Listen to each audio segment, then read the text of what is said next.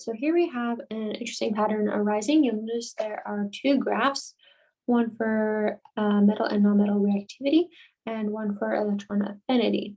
Notice how nonmetals follow the same pattern of reactivity as the pattern for electron affinity, where they increase going from left to right across the group, and they increase from bottom to top up the period.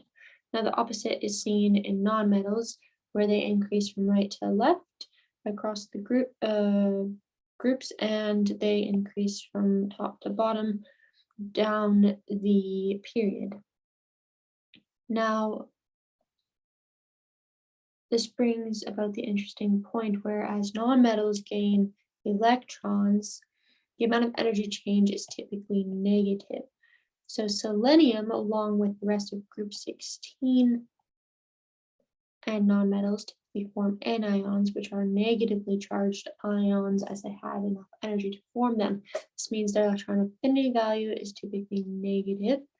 Nonmetals have more electron affinity than metals do because of their atomic structure. So nonmetals have more valence electrons, and they tend to be located in this area of the table, which makes it easier for them to gain electrons and to complete a set or an octet. And here are the elements that have a complete octet, so they're the most stable.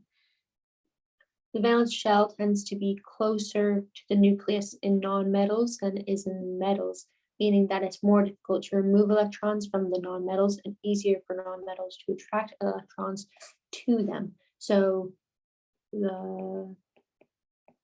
for the electrons happiness state, they choose nonmetals. So why would they want to leave?